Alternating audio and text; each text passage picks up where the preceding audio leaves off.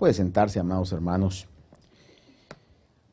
Al llegar a este capítulo 11, vale la pena poder meditar el final del capítulo 10 y recalco, aunque los capítulos, los versículos han sido añadidos en la Biblia para poder identificar dónde está cada frase y cada mensaje. Este capítulo 11 introduce un nuevo pensamiento, diría yo, que es parte de toda la carta de los Romanos que hemos estado estudiando. Pero en el versículo 21 del capítulo 10, concluye este pensamiento diciendo Pablo: pero en cuanto a Israel, dice, todo el día he extendido mis manos a un pueblo desobediente y rebelde. Al escuchar de parte de Dios, eso no le está diciendo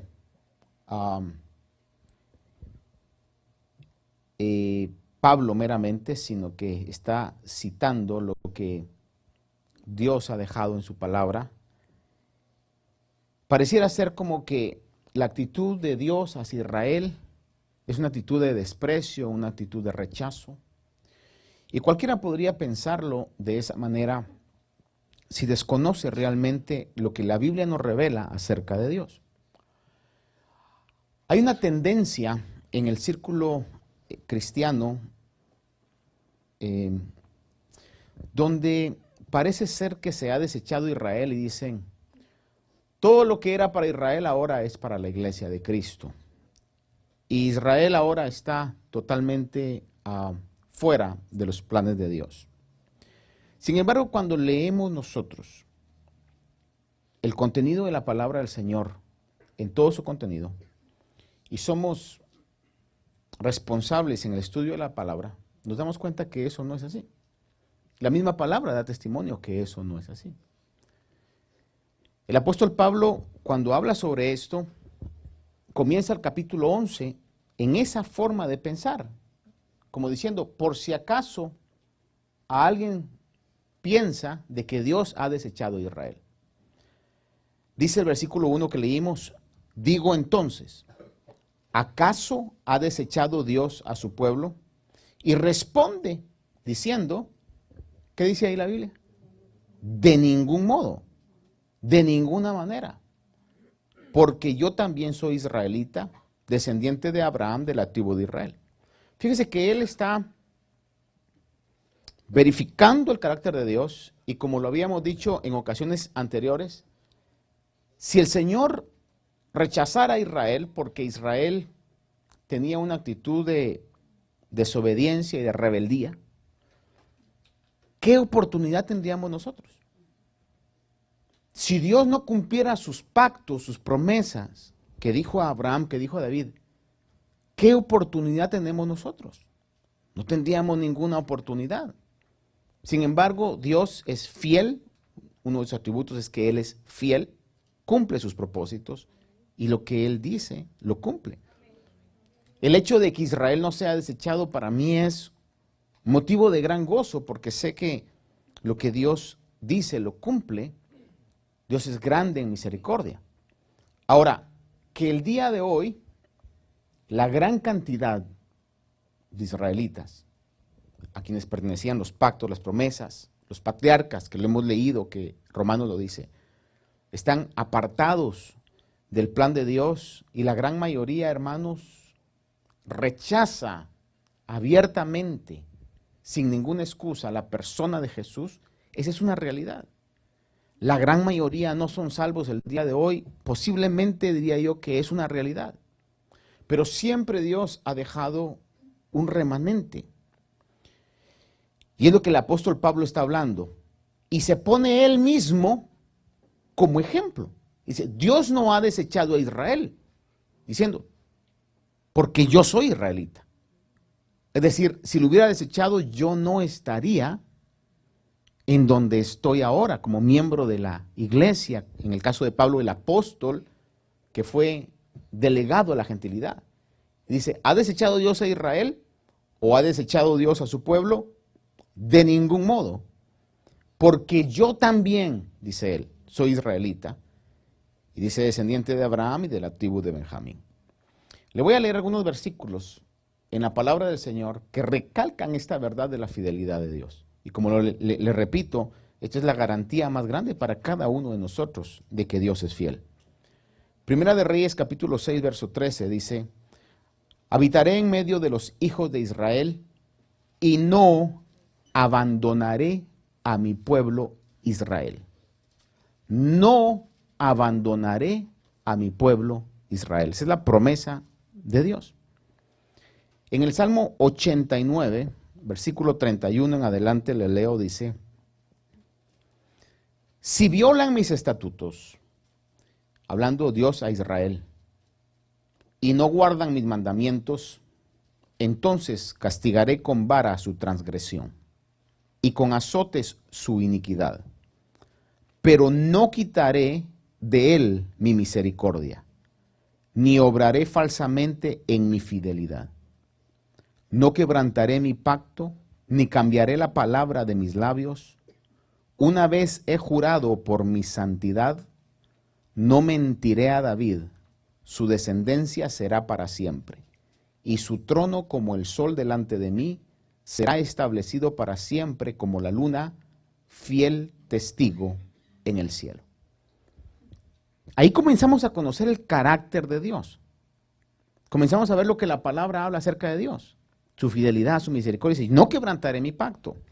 Salmo 94, 14 dice: porque el Señor no abandonará a su pueblo, ni desamparará a su heredad. Amados hermanos, este es el carácter de Dios. Ese no es el concepto mío o el concepto de alguien. Es el carácter de Dios plasmado en la palabra. No abandonará los pactos que ha hecho con Israel. Déjeme llevarlo a otras escrituras. Muy importante que esto esté en nuestra vida bien cimentado, porque le digo, es la garantía. Si Dios no abandona a Israel, tengo garantía que no nos abandonará a nosotros también. Isaías 49, 15 dice: ¿puede una mujer olvidar a su niño de pecho sin compadecerse del hijo de sus entrañas? Aunque ellas se olvidaran, yo no te olvidaré. Y fíjese que pone, diría yo, después de Dios, voy a usar esto en términos generales, después de Dios, el amor más abnegado, creo que es el de una madre a sus hijos. No quiero decir que los padres no amen a los hijos, pero el que tiene más abnegación en este caso, quizá por el hecho que lo tuvieron 9 meses o 7 en sus excepciones, ¿verdad? O 9 y tanto. No, ¿verdad? No se puede.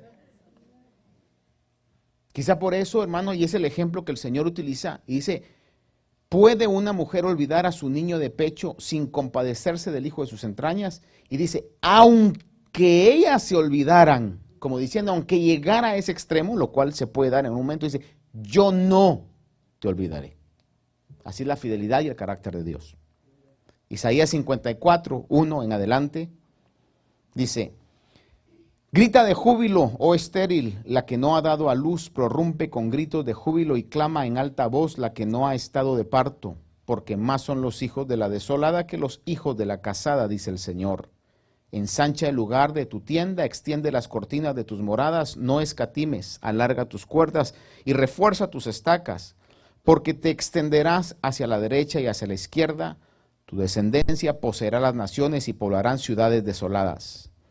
No temas, pues no serás avergonzada, ni te sientas humillada, pues no serás agraviada, sino que te olvidarás de la vergüenza de tu juventud y del oprobio de tu viudez no te acordarás más, porque tu esposo es tu hacedor, el Señor de los ejércitos es su nombre, y tu Redentor es el Santo de Israel, que se llama Dios de toda la tierra, porque como a mujer abandonada y afligida de espíritu te ha llamado el Señor, y como a esposa de la juventud que es repudiada, dice tu Dios, por un breve momento te abandoné.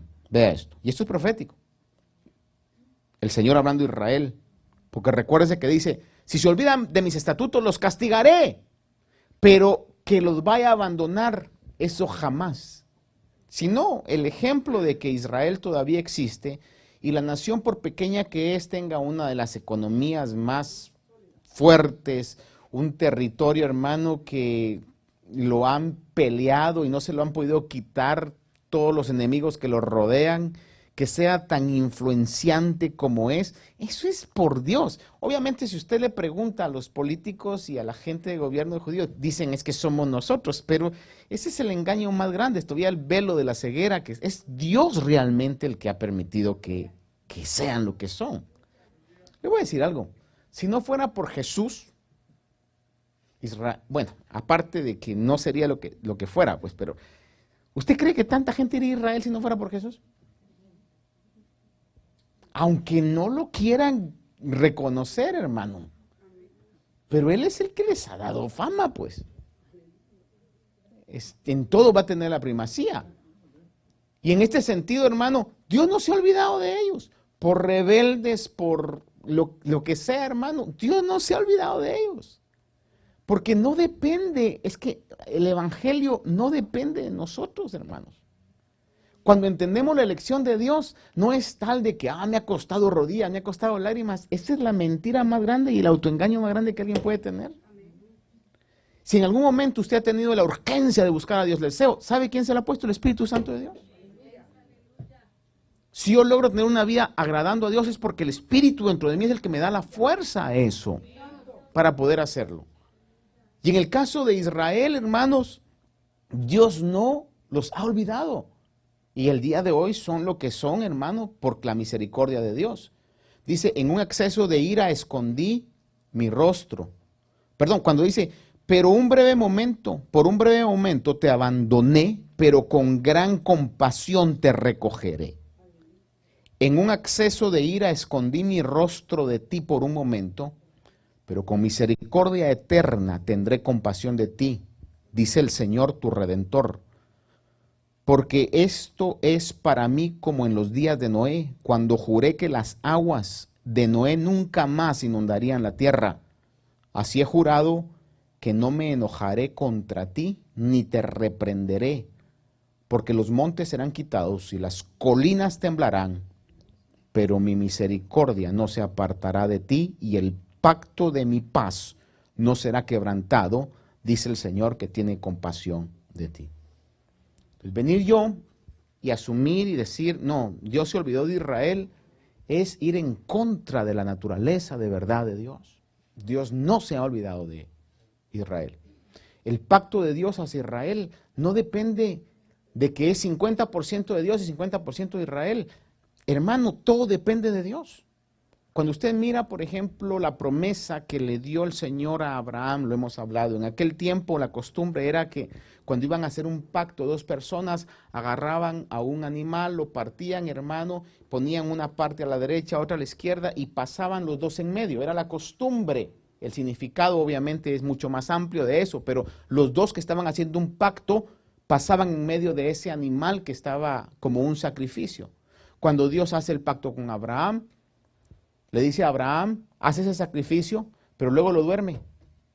Y el único que pasó fue Dios, diciendo, este pacto lo hago por mí mismo. Depende nada más de mí para mí. Es un pacto que hago conmigo mismo. No lo hago contigo, porque podrás fallar, y Abraham falló. Pero yo voy a llevar a cabo la obra que yo mismo he jurado por mi nombre, que lo voy a llevar a cabo. Dios es el que hace todo, dice la palabra de Dios. Él es el que pone el querer como el hacer para su beneplácito. En este caso, jura a Israel que iba a estar con ellos y está, en su misericordia está. Aunque le han dado la espalda, está ahí. De la manera como si fueran obedientes, obviamente no. Pero Dios siempre, siempre, siempre se ha dejado un remanente. Un remanente es un grupo que Dios ha escogido, que Dios en su misericordia, no sé cómo trabaje, cuando Dios escoge los remanentes, pero el punto es que ha dejado un remanente siempre y a Él ha mostrado su misericordia. Jeremías 33, y le leo porque es importante que esto sea un fundamento en nuestra vida. Jeremías 33, versículo del 19 al 26, le leo. Dice, y vino la palabra del Señor a Jeremías. Y ve algo tan peculiar que podemos ver acá, que el Señor utiliza los elementos, cuando en el versículo que leímos antes, en Isaías habla ya acerca de el pacto que hizo con Noé, que no se enojaría una vez más. Dice, los montes serán quitados y las colinas temblarán. Está utilizando los elementos de la geografía que, diríamos, dan solidez. Que, mire, hermano, yo tengo años de poder, bueno, ya décadas, estoy hablando, bueno, le voy a hablar casi 50 años, de que el pueblo donde nací tiene las mismas montañas que cuando he llegado, ahí están todavía. Ahora con casas, con menos árboles, pero ahí están las montañas. Y el Señor habla y utiliza lo que se conoce como sólido, diciendo, y eso puede pasar, pero mi misericordia no va a pasar.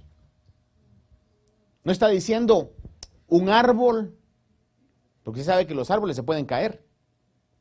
Está hablando de lo más sólido que geográficamente podemos tener. Y aunque eso se quitara, mi misericordia no se va a apartar. Lo mismo que utiliza, una madre podría olvidarse de su hijo, pero yo no me olvidaré de mi pacto. Está utilizando lo más alto que podemos nosotros concebir de la fidelidad y del amor. Y dice, y yo todavía sobrepaso lo que ustedes pueden conocer como esto. Por eso cuando en Jeremías 33, versículo 19 vemos, dice, y vino la palabra del Señor a Jeremías diciendo, así dice el Señor, si pudieras romper mi pacto con el día y mi pacto con la noche,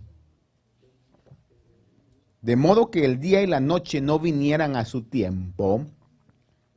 Recuérdense que ese pacto lo estableció desde el libro del Génesis. ¿Cuántos tienen fe que mañana va a salir el sol? A ver, levanten la mano todos aquellos que tienen fe que mañana va a salir el sol. Podrá estar nublado, pero el sol está ahí.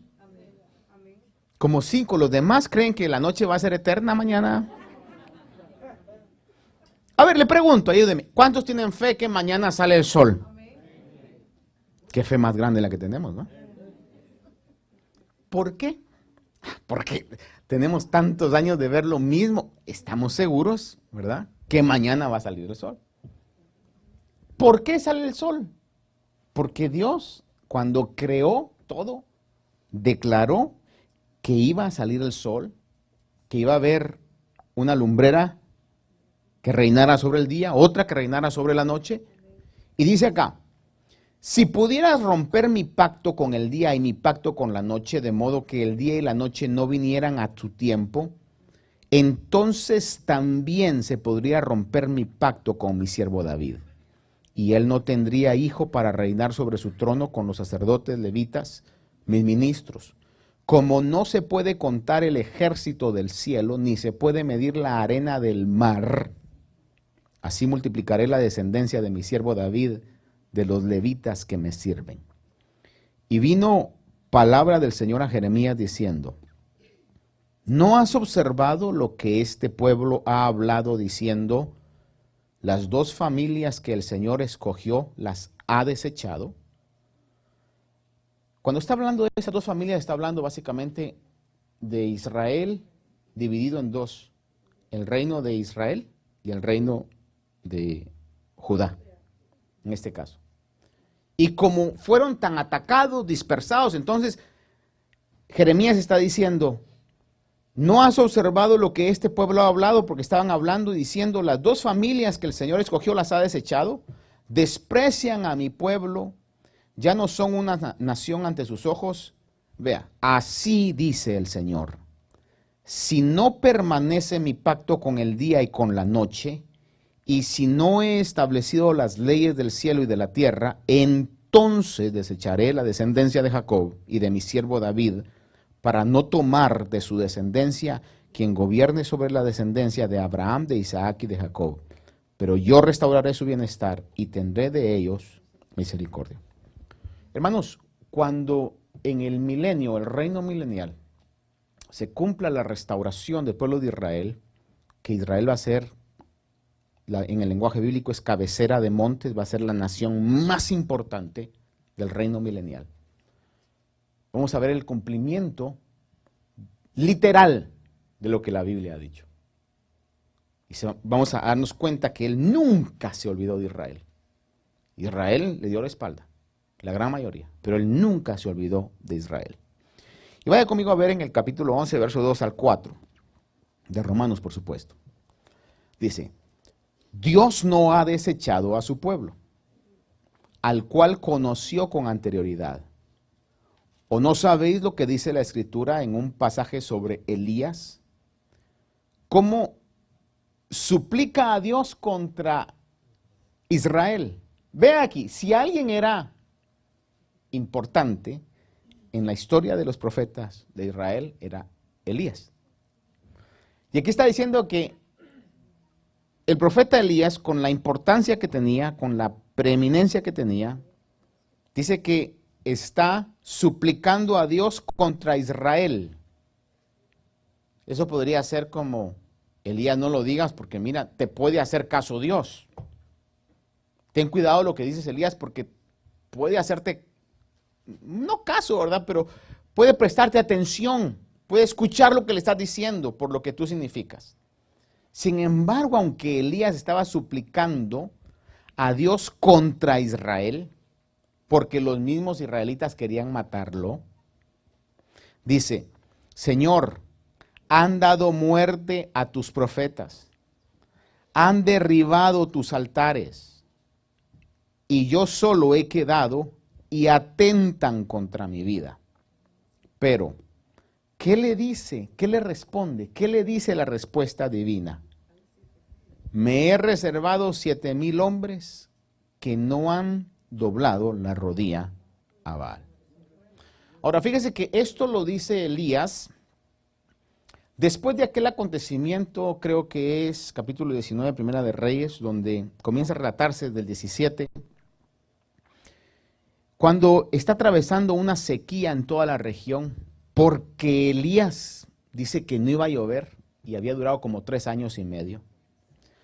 Y entonces Elías cita a los profetas de Baal, que eran alrededor de 400 profetas de Baal.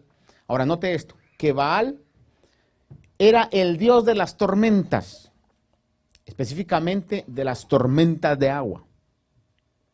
Entonces, el hecho que Elías, con haber hablado, dice, no va a llover, estaba retando el poder de Baal. Estaba anulando el poder de Baal por 3 años y medio. Entonces, suben al monte Carmelo, Elías contra 400 profetas de Baal, después de 3 años y medio de que no llovía, y había una terrible hambre, porque obviamente en esa época, si hoy todavía afectan las lluvias a esa magnitud, con todos los avances de irrigación tecnológica que hay, ¿se imaginan ese tiempo que no lloviera? Era realmente caótico. No había comida, no habían cosechas. Todo se echaba a perder. Había un hambre terrible. Y entonces, usted sabe la historia, sube al Monte Carmelo, total que Elías hace, no quiero llamarle un show, pero pareciera casi como que estaba haciendo un show, hermano. Pero era un show del cielo, pues, ¿verdad? Me da cosa decir show porque, ¿verdad? Pero era un reto, pero los elementos que utilizó, hermano. Dice, hagan su altar, él restaura el altar, agarra 12 piedras, una por cada una de las tribus de Israel, pone el sacrificio, la leña, y luego pide, traigan agua. Recuerden que estaban en sequía, una vez. Traigan agua, otra vez. Traigan agua, otra vez. Pero recuerde que esto fue después de que todo el día los 400 profetas comenzaron a hacer su culto con frenetismo, con saltos, comenzaron a rasgar, a sajarse, a cortarse la piel, estaban ensangrentados y nada, no caía fuego del cielo.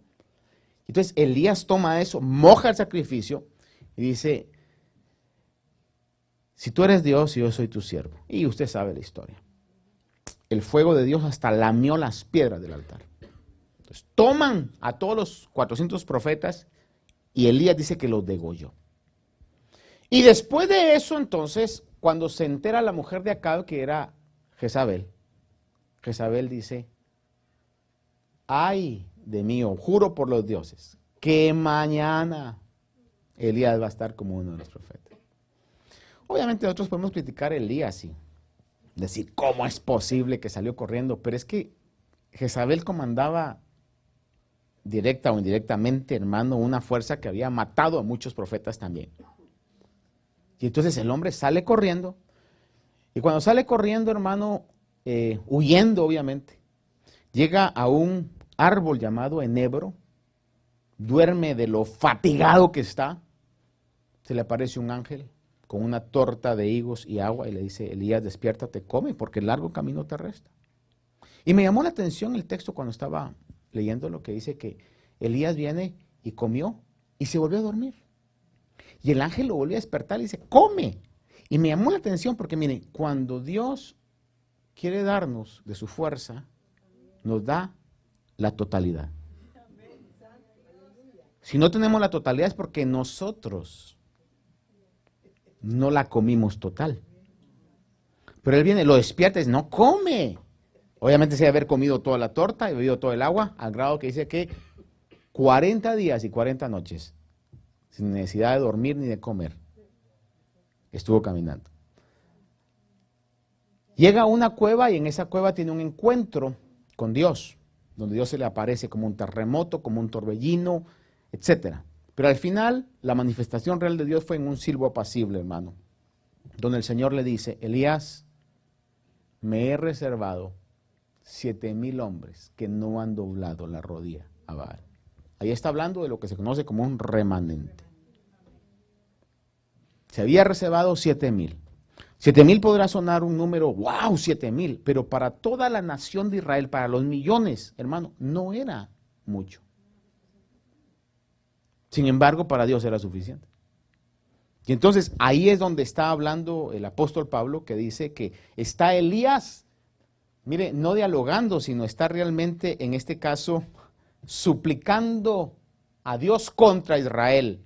Sin embargo, Dios, por lo que Él es y por lo que Él ha prometido, le dice, no, Elías, yo no puedo negarme, estoy parafraseando, no puedo negarme a mí mismo. Me he mantenido un remanente, 7,000 que no han doblado las rodillas a Baal. No todos están corruptos. Siempre Dios tiene un remanente. ¿Cuántos dan gloria a Dios por eso? Dios es fiel, hermano. Dios es fiel. Versículo 5 del capítulo 11, vea lo que dice. Y de la misma manera, es ahí donde entonces entramos nosotros en la aplicación de todo esto. Al ver todo lo que ha pasado, la naturaleza de Dios, cómo es que Dios, aún ante la súplica de Elías, no va a negar lo que Él es. Aquí entramos nosotros el día de hoy. Dice verso 5, y de la misma manera,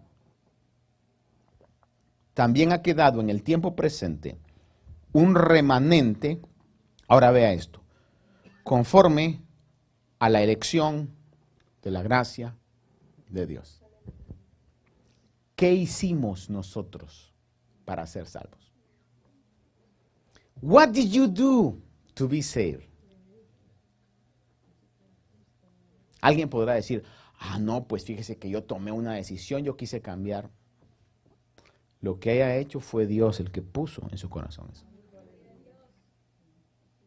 No, pues mire, yo soy salvo porque viera cómo oraba mi viejita por mí. ¿Y quién cree que le puso en el corazón de su viejita que orara por usted? Hermanos, nosotros no hicimos nada.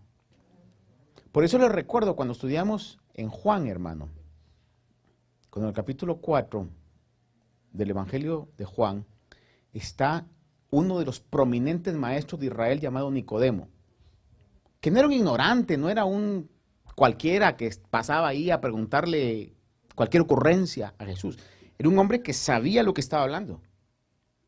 Y cuando llega al Señor, le dice, ¿cómo puedo entrar al reino de Dios? ¿Qué debo de hacer? Y la respuesta de Jesús fue, te es necesario nacer otra vez. Y aquí es donde yo le pregunto, hoy le recuerdo, ¿qué hizo usted para nacer? Hermano, mire, yo planifiqué mi nacimiento, viera, mire, yo dije, voy a caer en esta familia porque esta familia me necesitan. ¿Qué hizo usted para nacer?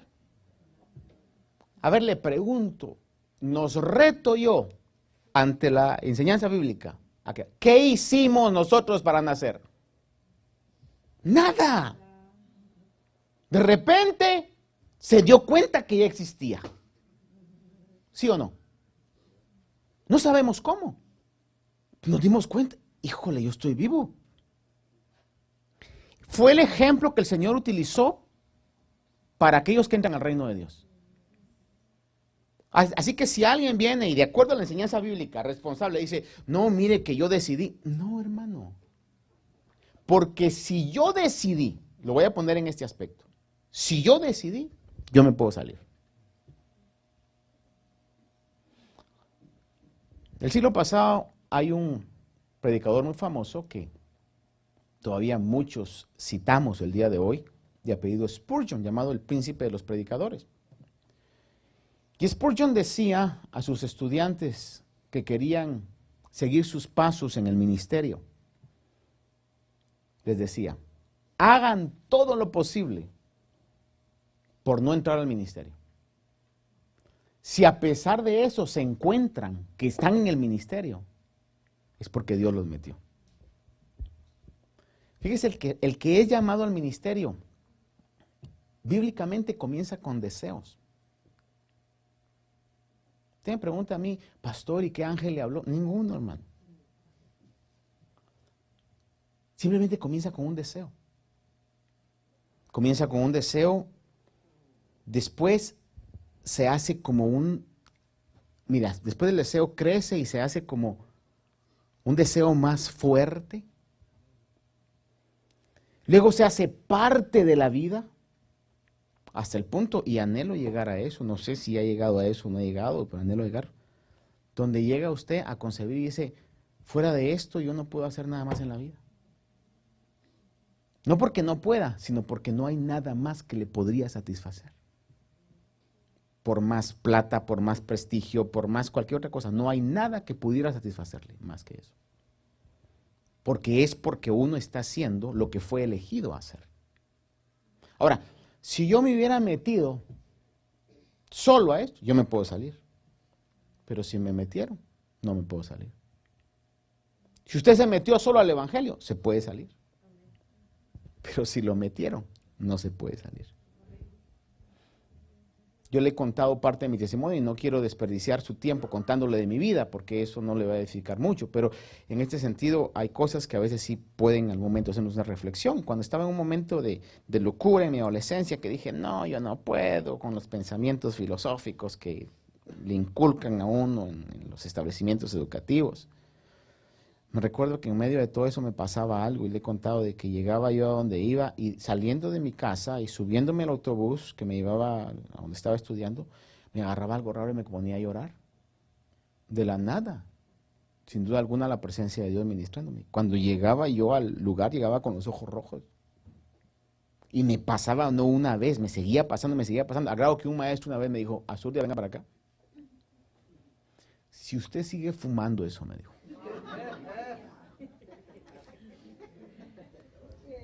Todavía no era legal, ¿verdad? A ese punto, hermano. Me recuerdo que cuando yo volvía después a la iglesia, al oír los cantos desde lejos en el parqueo, ya estaba llorando. Hermano, cuando Dios a uno lo ha metido, aunque quiera salirse, no se puede salir. Es una realidad. Obviamente le doy gracias al Señor que llegué completo, porque hay otros que tienen que llegar medio quebrados, hermano. ¿Verdad? Y al final llegan diciendo, pero gracias a Dios estoy en la casa. Yo, gracias a Dios estoy en la casa y estoy completo. Lo único que me han quitado es vesícula, por eso por ser muy tragón, hermano, y comer mal. Pero ya fue estando en la casa. Entonces, es la elección, versículo 5 dice, de la misma manera también ha quedado en el tiempo presente un remanente conforme a la elección de la gracia de Dios. ¿Y qué es gracia? Favor inmerecido. A lo que no merecíamos. Por eso le recalco, y no me voy a cansar de decirlo, cuando estudiamos Romanos, hermano, yo debo estar súper agradecido por estar con mis ojos abiertos y ver el amor de Dios y creer en Dios, tener esa fe en la gracia de Dios. Hechos capítulo 2, verso 41 habla acerca de este remanente que se comenzó a manifestar Desde ya en el libro de los Hechos, Hechos 2:41 dice, entonces los que habían recibido su palabra fueron bautizados y se añadieron aquel día como 3,000 almas. Está hablando de los sermones de Pedro. 3,000 almas, luego en el segundo 5,000. Era el remanente que estaba siendo elegido por Dios de toda la nación de Israel.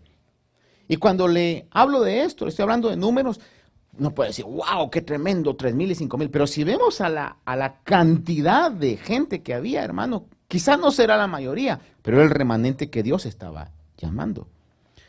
El 4:4 de Hechos dice, pero muchos de los que habían oído el mensaje creyeron, llegando el número de los hombres como a 5,000. Siempre en esos mensajes que estaba el apóstol Pedro predicando, se iban añadiendo parte de los escogidos, aquellos que estaban siendo elegidos conforme a la gracia de Dios.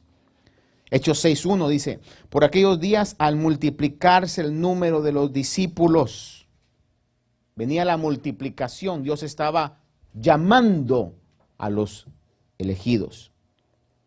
El remanente es elegido por gracia, no por méritos personales. Y le recalco la palabra elección.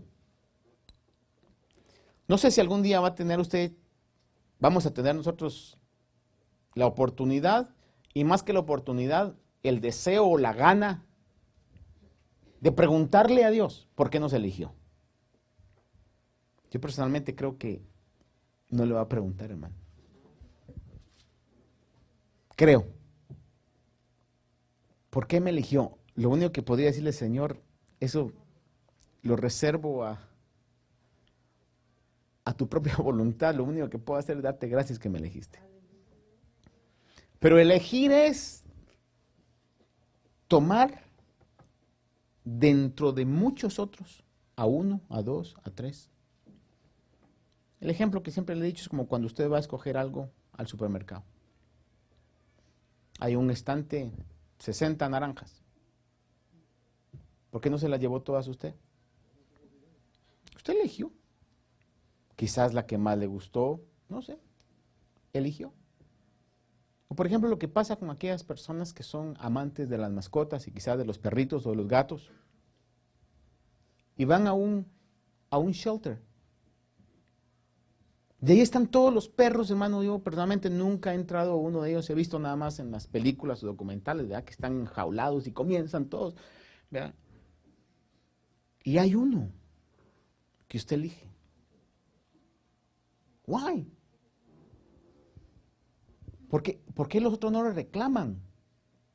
¿Por qué el que se lo va a dar le dice, usted qué malo, mire, por qué se llevó a este y no se llevó al otro?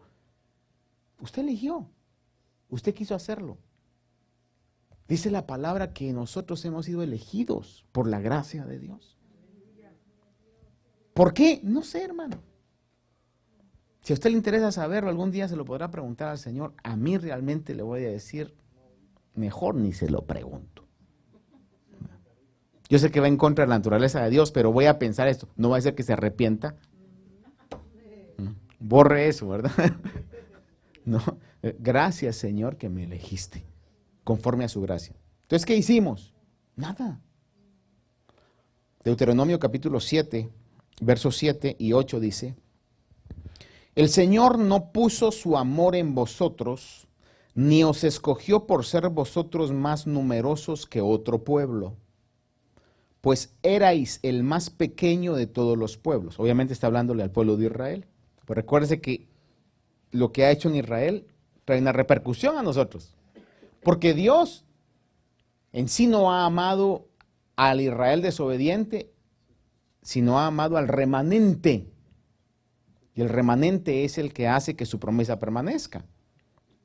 Dice, mas porque el Señor os amó y guardó el juramento que hizo a vuestros padres, el Señor os sacó con mano fuerte y os redimió de casa de servidumbre, de la mano de Faraón, rey de Egipto.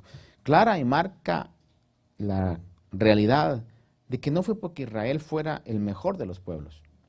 Efesios 2, ya trayéndolo a nuestra realidad hoy día, Efesios 2, versículo 8 y 9 dice, porque por gracia habéis sido salvados por medio de la fe. Y esto no de vosotros, sino que es don de Dios, regalo de Dios, no por obras para que nadie se gloríe. Por eso le voy a decir algo, hermano. Nosotros tenemos una responsabilidad. Y por eso es importante conocer la doctrina bíblica. Porque usted conocerá gente o va a haber gente en diferentes sectas y religiones, comenzando con la Iglesia Católica Romana, Testigos de Jehová, mormones y demás, que van aún los musulmanes, porque la teoría musulmana es que se tienen que ganar el cielo. Las obras buenas tienen que ser mayores que las malas acciones. Va a conocer gente y tenemos la responsabilidad. Usted no tiene la responsabilidad de salvar a nadie, absolutamente a nadie. Es más, yo no tengo la responsabilidad de salvar a nadie, ni puedo. Pero la responsabilidad que tengo es de anunciar el Evangelio.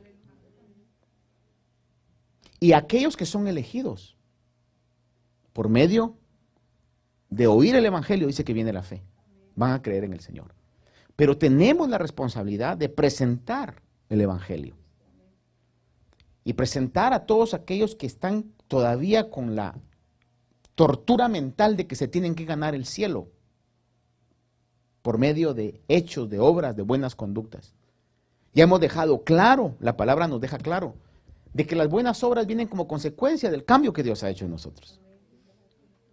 Hermano, es algo natural.